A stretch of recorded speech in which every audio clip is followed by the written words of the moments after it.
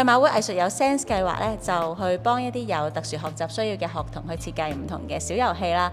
咁有藝術顧問白雙全喺度嘅，咁你介紹其中一個小遊戲，你覺得係同香港有關係嘅？喂，一定係呢個遊戲㗎啦！呢個遊戲叫做咧硬幣星球啊，因為我哋係用港幣咧嚟做呢個遊戲嘅。嗱，喺嗰啲硬幣嗰度咧，問屋企人攞唱9個7，然之後將呢個9個7嘅硬幣咧就random 排咗喺張畫紙嗰度啦，跟住就攞支黑筆將佢哋邊 trace 翻出嚟。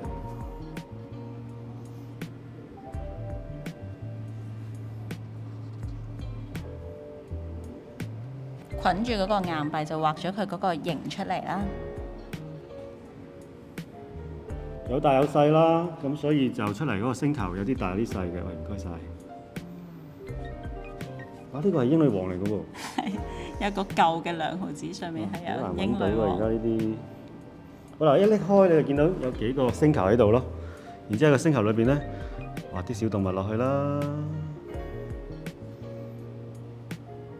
就住啲小動物嘅星球咧，開始咧做我哋嘅呢個小星球腦電波嘅練習啦，將啲腦電波放出去，就係跟翻嗰個硬幣嘅外形，一路再慢慢延伸開去啦，即係個圓形就越畫越大，越畫越大，越畫越大，直至你碰到其他嘅星球嘅佢哋嘅電波啦，跟住咧幅畫填到滿晒咧，就叫做遊完啦。咁呢個活動咧，其實我哋係初做嘅時候係俾啲 Zoom 嘅小朋友喺屋企做嘅，因為屋企真係睇到太悶啦。咁我諗啲小活動俾佢可以同人互動下啦，又可以同外邊嘅世界有啲關係啦，咁又可以同其他人聯合埋一齊啦。咁就佢哋就喺屋企跟開住個 Zoom 咧，同其他小朋友一齊做呢個活動咯。要揾屋企人唱錢啦，即係有溝通喺裏面啦。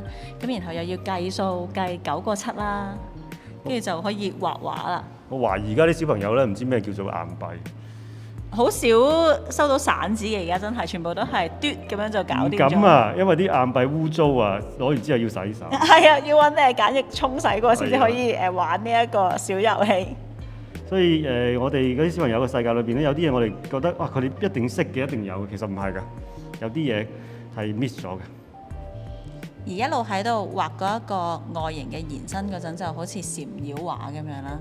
你個內心就會因為咁而平靜咯。呢個就係其中一個為 SEN 同學去設計嘅小遊戲啦。